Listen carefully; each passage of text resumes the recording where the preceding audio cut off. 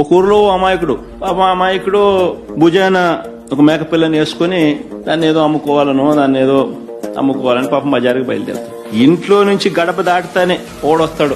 ఒకడొచ్చి నీ కుక్క బలి బాగుంది అని అంటాడు. అమాయకుడు అనుకుంటాడు, ఇందిరా అబ్బాయిది, నేనేమో మేకపిల్ల వేసుకొని పోతా ఉన్నాను, మెడలో నా భుజాన, ఈయనేమో కుక్క పిల్ల బాగుందని అంటాడు ఏంది అని చెప్పి, లేదయ్యా ఇది మేకపిల్ల, ఇది కుక్క పిల్ల కాదు అని చెప్పి చెప్తాడు. ఆ నుంచి ఇంకో 4 అడుగులు ముందుకేస్తాడు. ఆ వీధి టర్నింగ్ దిగేసరికి ఇంకొకడు ఎదురవుతాడు.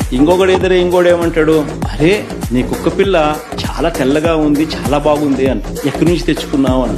ఈ అమాయకుడు అనుకుంటాడు, ఇంద్రా మేకపిల్లని నేను తీసుకుపోతా అంటాడు. మళ్ళీ ఇంకొకడు వచ్చి మళ్ళీ కుక్క పిల్ల అంటాడు, కుక్క పిల్ల తెల్లగా ఉందని అంటాడు, భలే బాగుందని అంటాడు, ఎక్కడి నుంచి తెచ్చుకున్నాను అంటాడు. ఏంది కాదు స్వామి, మేకపిల్ల ఇది, కుక్క పిల్ల కాదు ఇది అని చెప్పి, నీ కన్ను కనపడడం లేదా నీకు అని చెప్పి మళ్ళా ఆ నుంచి ఇంకో కిలోమీటర్ ముందుకు పోయేసరికి ఇంకోటి కనపడతాడు. ఇంకోటి కనపడేసరికి నీ కుక్క పిల్ల బలి బాగుంది, నాకు అమ్ముతావా అని అంటాడు. మేకపిల్ల నేను భుజాన్ని వేసుకొని పోతా ఉన్నాడు, కుక్క పిల్ల అంటాడు. ముగ్గురితో చెప్పించినాడు. 3వ వాడు వచ్చి కూడా మళ్ళా కుక్క పిల్ల అంటాడు, కుక్క పిల్ల తెల్లగా ఉందని అంటాడు, నాకు అమ్ముతావా అని అంటాడు. ఇదేంద్రా నేను మేకపిల్ల వేసుకుంటూ పోతా ఉంటే అని చెప్పి మళ్ళీ ఆయన తిడతాడు. మళ్ళా 4 అడుగులు ముందుకేస్తాడు.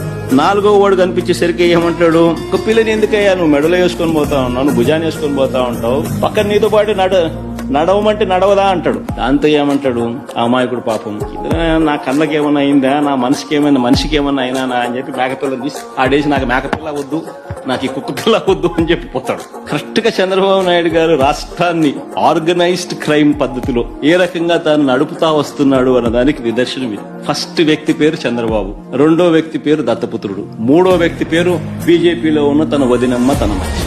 4వ వ్యక్తులు ఎవరు అంటే ఓ ఈనాడు, ఓ ఆంధ్రజ్యోతి, ఓ టీవీ5, ఎల్లో మాఫియా. రాష్ట్ర ప్రజలు ఆ అమాయకులైతే మేకపిల్లేమో మన రాష్ట్రం.